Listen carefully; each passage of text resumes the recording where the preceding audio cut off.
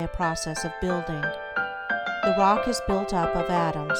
The planet, the animal, and men are built up of cells. A house is built of bricks, and a book is built of letters. A world is composed of a large number of forms, and a city of a large number of houses. The arts, sciences, and institutions of a nation are built up by the efforts of individuals. The history of a nation is the building of its deeds. The process of building necessitates the alternate process of breaking down. Old forms that have served their purpose are broken up, and the material of which they are composed enters into new combinations. There is reciprocal integration and disintegration.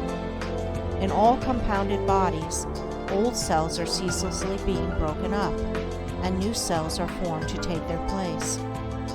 The works of man also require to be continually renewed until they have become old and useless, when they are torn down, in order that some better purpose may be served. These two processes of breaking down and building up in nature are called death and life. In the artificial works of man, they are called destruction and restoration.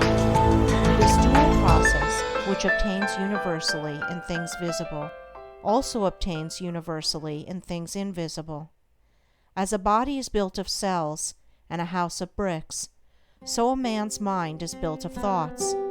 The various characters of men are none other than compounds of thoughts of varying combinations. Herein we see the deep truth of the saying, "As a man thinketh in his heart, so is he." Individual characteristics are fixed processes of thought. That is, they are fixed in the sense that they have become such an integral part of the character that they can only be altered or removed by a protracted effort of the will, and by much self-discipline. Character is built in the same way as a tree or a house is built, namely, by the ceaseless addition of new material, and that material is thought. By the aid of millions of bricks a city is built. By the aid of millions of thoughts, a mind, a character, is built. Every man is a mind builder, whether he recognizes it or not. Every man must perforce think, and every thought is another brick laid down in the edifice of mind. Such bricklaying is done loosely and carelessly by the vast number of people, the result being unstable and tottering characters that are ready to go down under the first little gust of trouble or temptation. Some also put into the building of their minds large numbers of impure thoughts. These are so many rotten bricks that crumble away as fast as they are put in, leaving always an unfinished and unsightly building, and one which can afford no comfort and no shelter for its possessor. Debilitating thoughts about one's health, enervating thoughts concerning unlawful pleasures, weakening thoughts of failure, and sickly thoughts of self-pity and self-praise are useless bricks with which no substantial mind temple can be raised. Pure thoughts, wisely chosen and well placed, are so many durable bricks which will never crumble away, and from which a finished and beautiful building, and one which affords comfort and shelter for its possessor, can be rapidly erected. Bracing thoughts of strength, of confidence, of duty, inspiring thoughts of a large, free, unfettered, and unselfish life, are useful bricks with which a substantial mind temple can be raised, and the building of such a temple necessitates that old and useless habits of thought be broken down and destroyed. Build thee more stately mansions, O my soul, as the swift seasons roll. Each man is the builder of himself.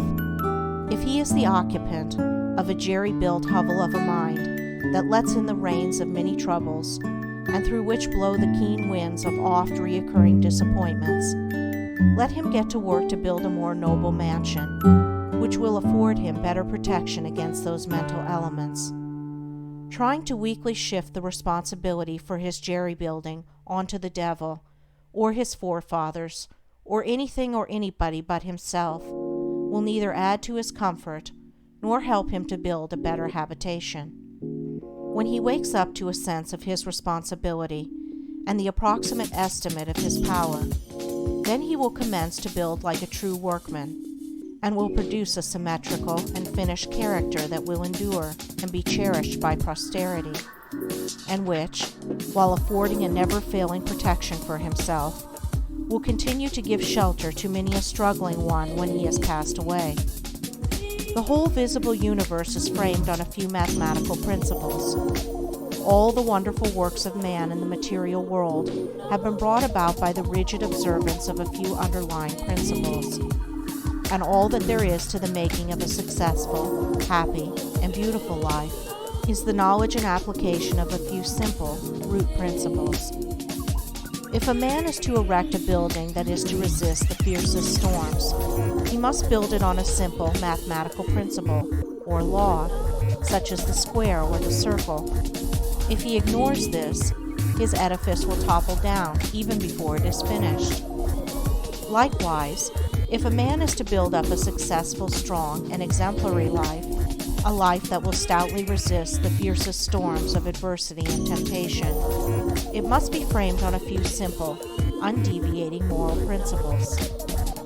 4 of these principles are justice, rectitude, sincerity, and kindness. These 4 ethical truths are to the making of a life what the 4 lines of a square are to the building of a house.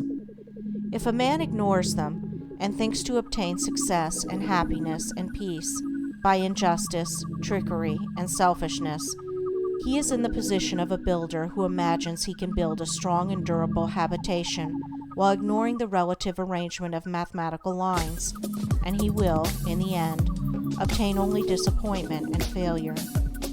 He may, for a time, make money, which will delude him into believing that injustice and dishonesty pay well, but in reality his life is so weak and unstable that it is ready at any moment to fall. And when a critical period comes, as come it must, his affairs, his reputation, and his riches crumble to ruins, and he is buried in his own desolation. It is totally impossible for a man to achieve a truly successful and happy life who ignores the 4 moral principles enumerated, whilst the man who scrupulously observes them in all his dealings can no more fail of success and blessedness than the earth can fail of the light and the warmth of the sun, so long as it keeps to its lawful orbit, for he is working in harmony with the fundamental laws of the universe. He is building his life on a basis which cannot be altered or overthrown, and therefore all that he does will be so strong and durable, and all the parts of his life will be so coherent, harmonious, and firmly knit, that it cannot possibly be brought to ruin. In all the universe, forms which are built up by the great invisible and unerring power will be found that the observance of mathematical law is carried out with unfailing exactitude down to the most minute detail. The microscope reveals the fact that the infinitely small is as perfect as the infinitely great. A snowflake is as perfect as a star. Likewise, in the erection of a building by man, the strictest attention must be paid to every detail. A foundation must first be laid, and although it is to be buried and hidden, it must receive the greatest care, and be made stronger than any other part of the building. Then stone upon stone, brick upon brick, is carefully laid with the aid of the plumb line, until at last the building stands complete in its durability, strength, and beauty. Even so it is with the life of a man. He who would have a life secure and blessed, a life freed from the miseries and failures to which so many fall victims, must carry the practice of the moral principles into every detail of his life, into every momentary duty and trivial transaction. In every little thing he need be thorough and honest, neglecting nothing. To neglect or misapply any little detail, be he commercial man, agriculturist, professional man, or artisan, is the same as neglecting a stone or a brick in a building, and it will be a source of weakness and trouble. The majority of those who fail and come to grief do so through neglecting the apparently insignificant details. It is a common error to suppose that little things can be passed by, and that the greater things are more important and should receive all attention. But a cursory glance at the universe, as well as a little serious reflection on life, will teach the lesson that nothing great can exist which is not made up of small details, and in the composition of which every detail is perfect.